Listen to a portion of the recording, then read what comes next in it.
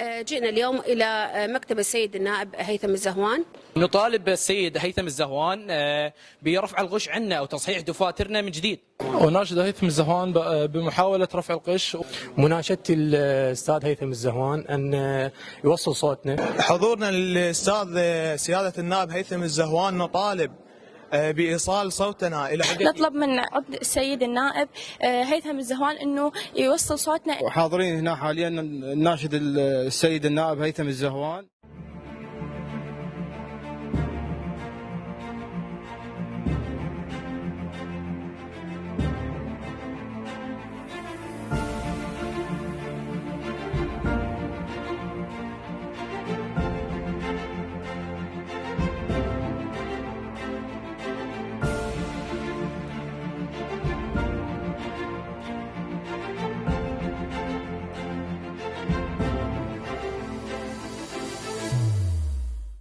جئنا اليوم إلى مكتب السيد النائب هيثم الزهوان، نتأمل به خير.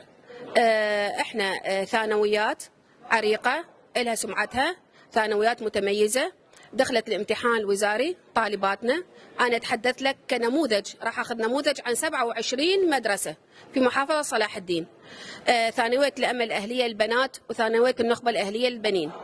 عندي 187 طالبة دخلوا للامتحانات الوزارية، طالبات متميزات. أنا الطالبة إسراء مثار من مدرسة الأمل، مديرة مدرسة إسراء. أول شيء أنا دخلت السادس معدلي 96 طلع إعفاء.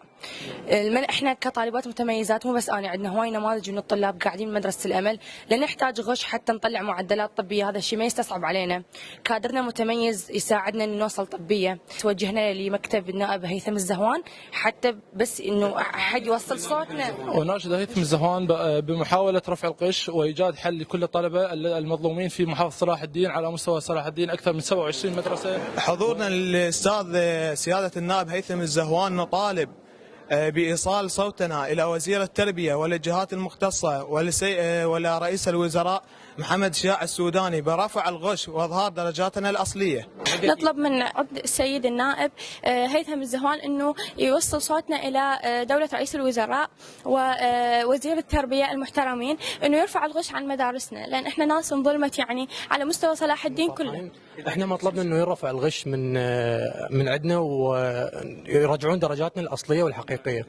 مناشدتي الاستاذ هيثم الزهوان ان يوصل صوتنا الى وزير التربيه والى محمد شياع السوداني بان ينظرون او ينطون العطف الابوي ويرفعون الغش عننا.